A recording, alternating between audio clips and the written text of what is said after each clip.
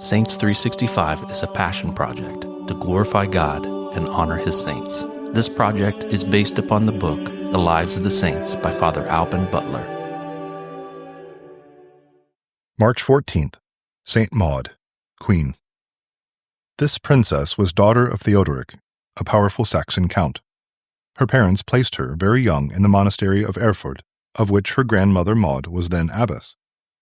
Our saint remained in that house, an accomplished model of all virtues, till her parents married her to Henry, son of Otho, Duke of Saxony in 913, who was afterwards chosen King of Germany. He was a pious and victorious prince, and very tender of his subjects. Whilst by his arms he checked the insolence of the Hungarians and Danes, and enlarged his dominions by adding to them Bavaria, Maud gained domestic victories over her spiritual enemies more worthy of a Christian and far greater in the eyes of heaven. She nourished the precious seeds of devotion and humility in her heart by assiduous prayer and meditation.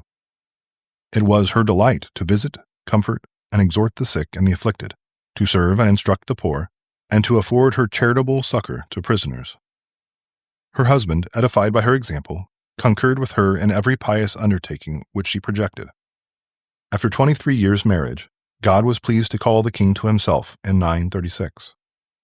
Maud, during his sickness, went to the church to pour forth her soul in prayer for him at the foot of the altar. As soon as she understood by the tears and cries of the people that he had expired, she called for a priest that was fasting to offer the holy sacrifice for his soul. She had 3 sons, Otho, afterwards emperor, Henry, Duke of Bavaria, and Saint Brun, Archbishop of Cologne. Otho was crowned King of Germany in 937 and emperor at Rome in 962 after his victories over the Bohemians and Lombards. The 2 oldest sons conspired to strip Maud of her dowry on the unjust pretense that she had squandered the revenues of the state on the poor.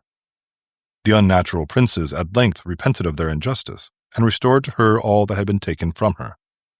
She then became more liberal in her alms than ever, and founded many churches with 5 monasteries.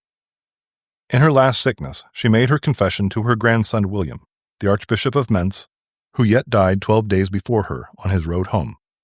She again made a public confession before the priests and monks of the place, received a second time the last sacraments, and lying on a sackcloth, with ashes on her head, died on the 14th of March, 968. Reflection. The beginning of true virtue is most ardently to desire it, and to ask it of God with the utmost assiduity and earnestness. Fervent prayer, holy meditation, and reading pious books are the principal means by which this virtue is to be constantly improved, and the interior life of the soul to be strengthened. Saint Maud, pray for us. Saints 365 is narrated by Rob Roller, edited by Josh Bach, and produced by Our Local Parish Productions. Funding for this project is made possible by Catholic businesses. Please go to the business directory at ourlocalparish.com to support these generous businesses. Thank you for listening. God bless.